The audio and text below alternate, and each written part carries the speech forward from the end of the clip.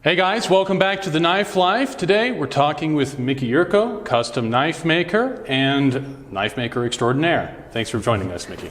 Good to see you.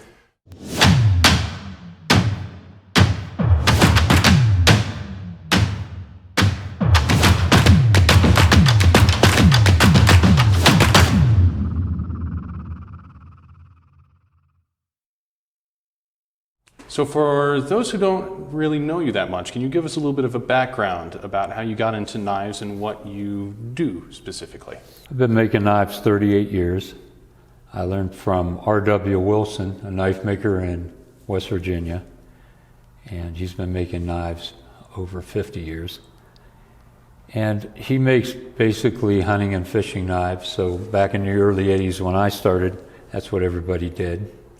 And I sold a lot of hunting knives. I'm from Ohio, so there's a lot of deer hunters up there. Then I've been in the martial arts for about 48 years, and I figured besides empty hand, I should know how to use knives for self-defense. I was a deputy sheriff for 33 years, retired 10 years ago as a sergeant, and being in law enforcement, we use knives from time to time. Plus, to defend against a knife, I figured I should start making self-defense type knives.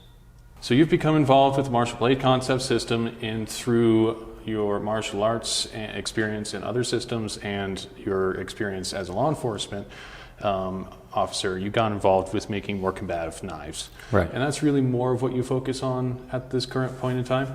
Yes. I saw a lot of knives to law enforcement and to martial artists and to civilians who want to carry a knife as opposed to a gun. Mm-hmm.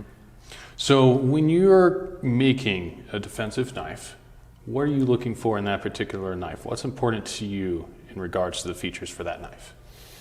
Well, I like something that fits in the hand, it's comfortable to move with, that won't slip if you cut or stab with it, something that's small enough to carry and actually use. And most of my knives can also be used for utility along with self-defense aspects. One of the more striking features that I often see on your knives is actually the acid etch finish that you have on your blades. And I've seen that on other knife makers' blades, but you really do it about the best, in my opinion. So can you explain a little bit about what that is, how you do it, and the end result? Okay. I grind a blade like any other one. When I get to the lettering on the knife, like my name or numbers on the knife, I use clear nail polish. I also put nail polish on the edge of the knife, so after you etch it, there's something to put an edge on. Mm-hmm. It's not eaten away by the acid. Most of the patterns in there are from rubber cement. You drizzle rubber cement on the blade, whatever pattern you want, wait till it dries, and I put it in ferrochloride acid for about a half hour. Okay. After that, I'll check it, make sure it's etched deep enough. At that point, I'll wash it with hot water, and then I'll rinse it with a baking soda hot water mix to neutralize the acid. Okay. I will get acetone and clean off any rubber that's still on the knife, and then I buff out the blade at that point, because once you take it out of the acid, anything that's not covered is dark or black. So I buff it on my buffers, and then I hit it real fast on a Scotch-Brite wheel and go back to the buffers. Mm-hmm. And it brings up the appearance of the blade. Another interesting thing that is really unique to you is that you go around and you collect wood from various trees that witnessed significant historical events. Yes. And you'll make items out of that as well. So can you elaborate a little bit on what that is? Yeah, a lot of people make knives. Along with knives, I turn pens. Mm-hmm. And there's a lot of pen turners out there now. So you try to come up with something different. I like the Civil War, so Gettysburg in particular, the Battle of Gettysburg, and I was able to acquire witness tree wood from Gettysburg legally, mm-hmm. from 5 different battles at Gettysburg. And a witness tree is a tree that was on the battlefield during the battle. Mm-hmm. And the wood I got from Gettysburg also comes with literature on the actual tree. Mm-hmm. So it's kind of a cool factor, and it makes a nice gift. So what were some of the places that you were actually able to pull the wood from? Where were some of the locations that these trees saw?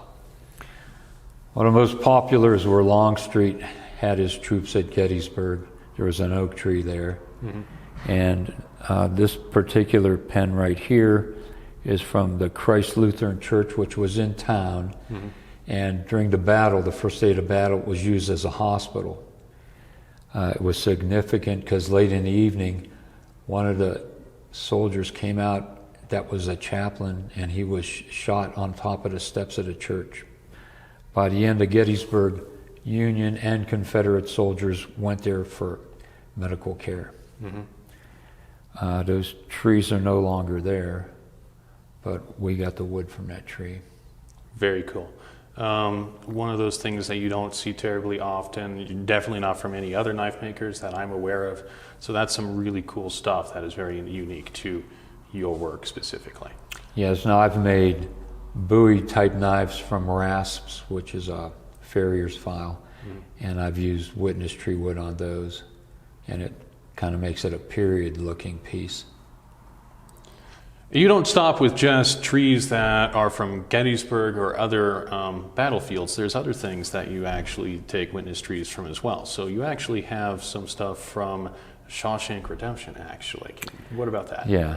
Shawshank Redemption was filmed in Ohio, in Mansfield, Ohio, about 2 hours from my house. Mm-hmm. And at the end of the movie, Morgan Freeman walks up a rock fence line to a tree, and he finds a tin with money and a note to get to his friend Andy. And I got wood from that tree, mm-hmm. the Shawshank tree. What are some other interesting projects that you've been involved with?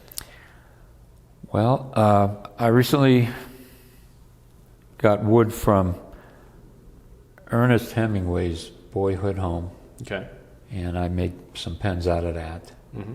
And I've made pens from a piece of wood from the USS Nautilus, one of our nuclear subs. And I have some wood from Antietam, which was the one-day bloodiest battle in the Civil War, and that was from a private farm in Sharpsburg, Maryland, and that was pretty cool. I've had people send me wood from their family cabin that they wanted pens or knife handles made out of, so it's significant to them. So Boker has worked with you on a number of knives that they've actually put into production, and you have a fifth one coming out with them soon here, right? Yes, I have a model design with them right now that will probably come out in the spring. Mm-hmm. In 2013, another martial artist, Terry Trahan, who worked for Boker, helped me get one of my designs into production, and since then they've picked up several of them. Mm-hmm. So can you tell us a little bit about this design, where it came from, and the history behind it, essentially? Yeah, well, this knife here is one of my custom ones that I made from scratch. And I started out with this handle design, and then I made different blade shapes to put on here. This is a utilitarian type blade shape, and the handle is G10, and I made it to fit the hand here, or it'll also fit the hand in reverse grip. So with my sheath for the custom one, it is Kydex with a clip on it. You can wear this inside or outside of your waistband. And Boker took my prototype and they came up with this design here. Mm-hmm. When I sent it to them, I had a bunch of pins in the handle. They thought it looked like a dominoes type pattern, so they kept it. The unique thing about this is the sheath I made for this is square on the bottom. Okay. I have holes an inch apart, and I made what I call a canoe, which goes here. It's attached with Chicago type screws, so when the knife's in a sheath, that's what it looks like. This was made to fit in the front pocket. This square pattern keeps it level in your pocket, and when you draw it, you catch the hook on the side of the pocket and it releases the knife. So you can actually have your hand on the knife in your pocket and do the draw. So essentially it functions as a wave-like feature in order to help deploy the knife, only it works with the sheath and not on the knife itself. Yeah, so the canoe type attachment is what makes it do the release. And it's unique because you could take this off and use it for other things, but any of my sheaths that I make flat on the bottom with a hole inch apart, I can attach this to. Now if you took this off of here, you can use these same screws and it goes onto this leather back plate. So this piece of leather is pliable. So that's what it looks like when it's attached. And now you could carry it in your back pocket. The Kydex protects your body and this conforms around the body.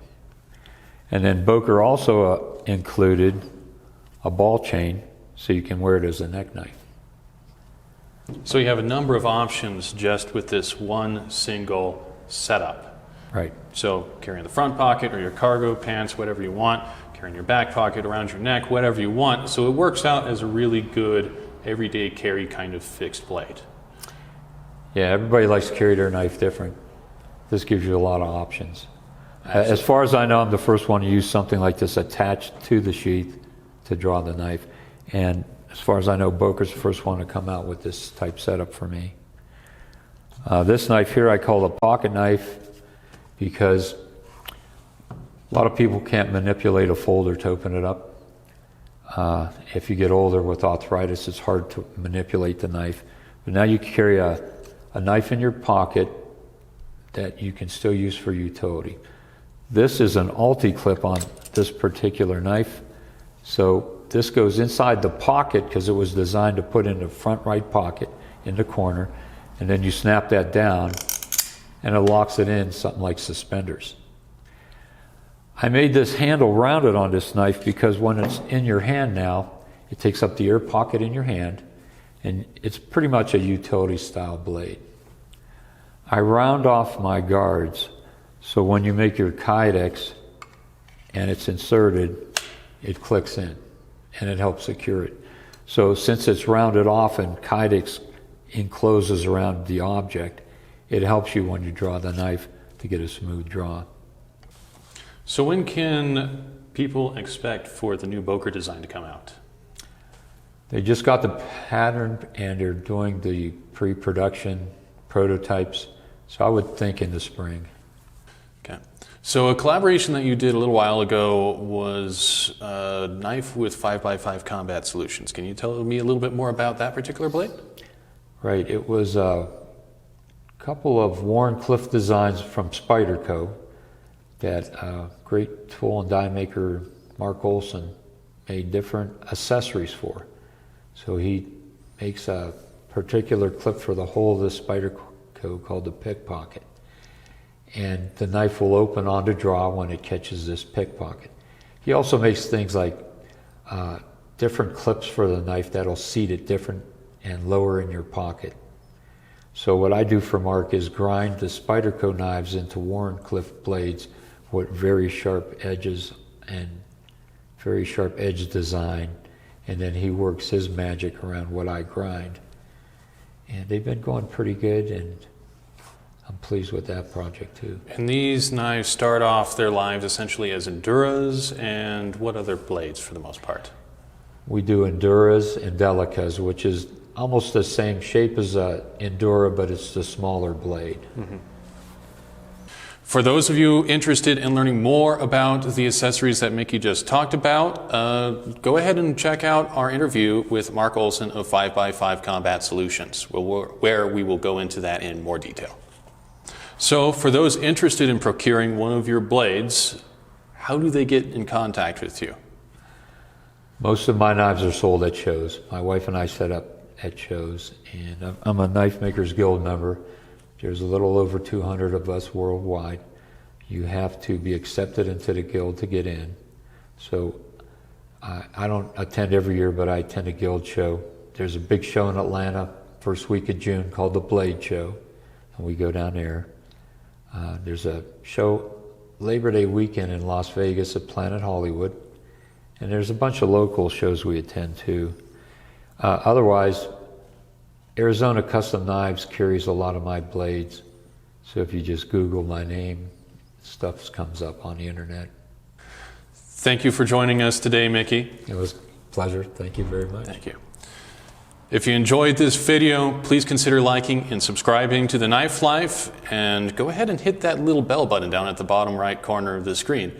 If you had any questions that you wanted to ask Mickey, go ahead and leave them down in the comments section down below. I'll see about picking his brain later on the next time I see him.